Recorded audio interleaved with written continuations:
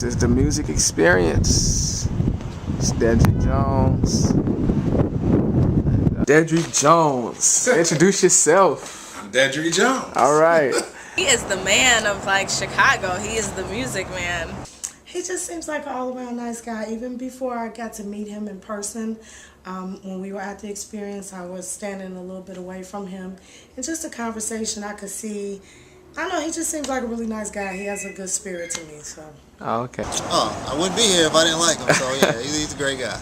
Okay. So, how long has this store been up, the music experience? This specific, well, I've been in 3 different locations, but I've actually had a retail store for 21 years on May 1st. You've been to each store he has brought up? Yeah, track one. Yeah, music experience. Yeah, definitely. All my stores have been in South Shore. Mm-hmm. You know, I was down on 71st, and then I moved to 76, and now I'm here on 73rd. So they're all within walking distance. I just changed spots. That's all. Okay. How long have you been shopping at the music experience? As soon I didn't realize when he was doing the events that there was a store. So as soon as I found out, and that had to be, I guess, maybe right before Christmas, and so I've been coming in a couple of times since then. Okay. Are you a customer of the music experience? Oh, definitely. I'm waiting on a CD right now. Have you attended any of the concerts that the music experience holds? Yeah, I go to pretty much every one, especially when it's a Sony artist like Marvin Sapp. How many of the music experiences you've attended? I've actually only been able to go to 2 of the experiences. Do you attend any of the concerts, the music experience concerts? Yeah, the experience events. Yeah, you know, working for Sony, we partnered with him a lot. You know, a lot of those events. We just did one last month with Marvin Sapp. I definitely would have been at Maxwell's experience, but I had bought tickets to 2 other events. So I was way overbooked that night.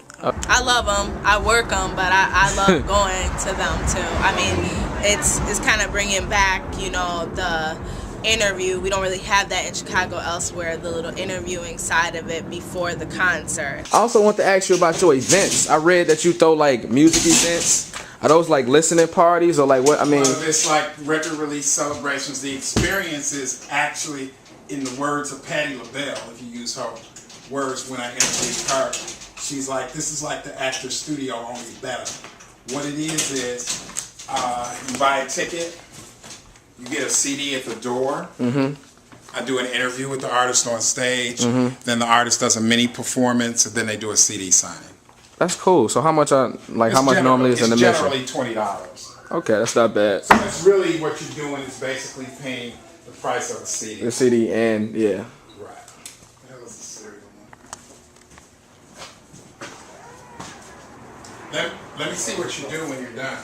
Oh, yeah. I mean, you know, like Yeah, no, the final. when you do your thing. Yeah, no, the final. Yeah, because I got to edit it and, you know, put it together.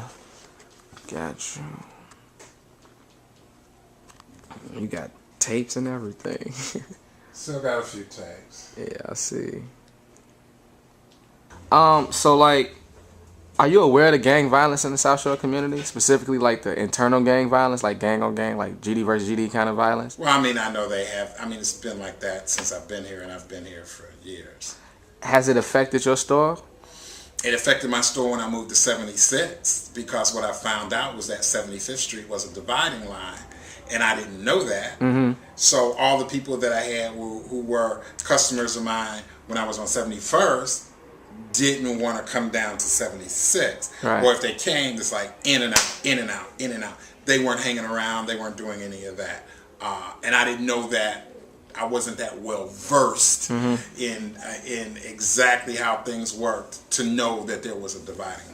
I mean, how do you think the sales are going for, like, as far as, especially in the neighborhood Music with like doesn't illegal? sell the way it used to Right. because of illegal download. So don't do it because you're taking the artist's money. Okay. But his sales probably Dedry sells above all the rest of them. Is probably you know better than most people, most other retailers. I'm sure. All right. Speaking of iTunes and like, you know, other sources besides record stores, how do you think they affect the record stores? I think for probably the younger generation, it's a detriment to the industry for record stores and such, because You all don't need to see the hard copy of things. You all are good with snatching it and going. Tell me about, like, how do you think his sales are? You know what I'm saying? Due to the fact that, you know, legal downloading and...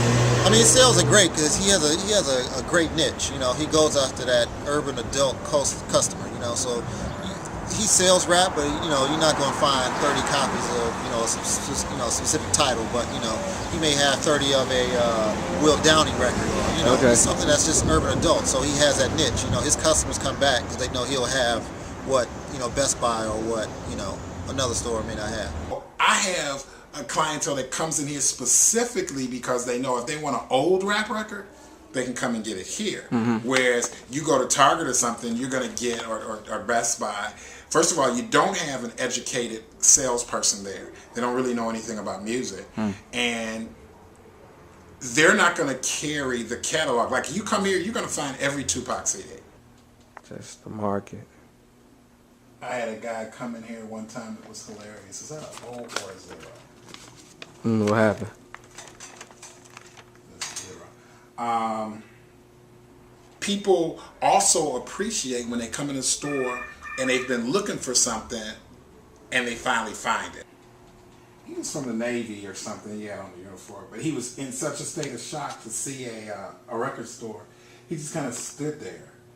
You know, it was hilarious. Sales been since the recession? Sales suck. I mean, seriously, it's not good. What you have to do at this particular point in time, or actually just period, if you want to have good sales, you've got to kind of do some niche marketing that makes sense for your demographic and for the area that you live in. So, that's what I try to do. And plus I do a lot of stuff outside of the store, which helps me sell CDs.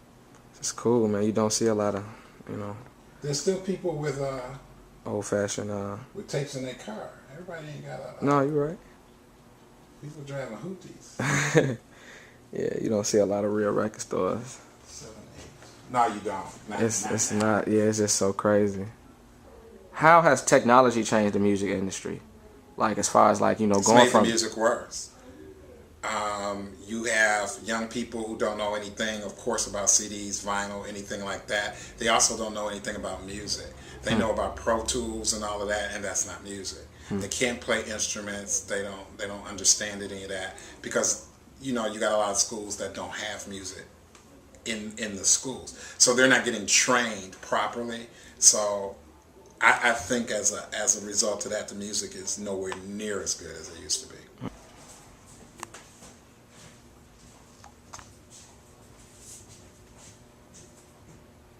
Where the hell is my phone? We'll get the outside of the stove. Appreciate it, man. No problem. I'll stay in contact because I am an artist as well, so Okay. maybe I can learn something from you. Okay. Talk to you. All right, peace.